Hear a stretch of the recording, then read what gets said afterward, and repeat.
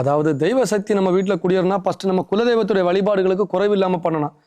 குலதெய்வம் வழி விட்டால் மட்டும்தான் மற்ற தெய்வங்களோ நம்ம வீட்டில் வந்து குடியேறும். நீங்கள் எந்த கோயிலில் போய் நம்ம விழுந்து விழுந்து சாமி கும்பிட்டாலோ இல்லை எங்கிட்டே வந்தால் கூட குலதெய்வத்துடைய அனுகிரகம் இல்லாமல் நம்ம எதுவுமே பண்ண முடியாது.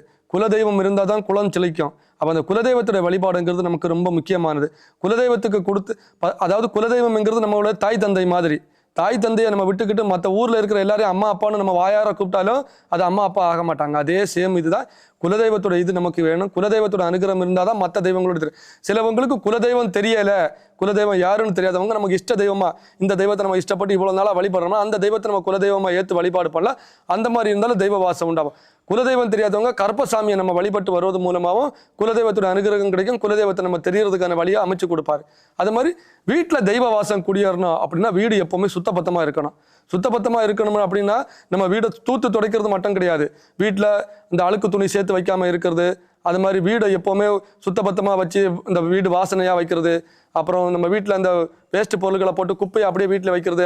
அப்புறம் வீட்டில் இருக்க வேஸ்ட் அந்த வீட்டில் சமையல் பண்ணிக்கிட்டு அந்த குப்பையெல்லாம் பாத்திரங்கள் அப்படியே கழுவாமல் அப்படியே போட்டு வைக்கிறது. இதெல்லாம் இல்லாமல் அந்தந்த நேரத்தில் உள்ள பொருட்களை அப்பப்போ நம்ம அவுட் பண்ணி தேவையில்லாத பொருட்களை இது பண்ணிட்டு வீடை சுத்தமாக வச்சிருந்தனால தெய்வம், ஏன்னா தெய்வம்ங்கிறது நல்ல கொஞ்சம் சுத்தமான இடம் இருக்கிற இடத்துல தெய்வம் வந்து கூடியறோம்.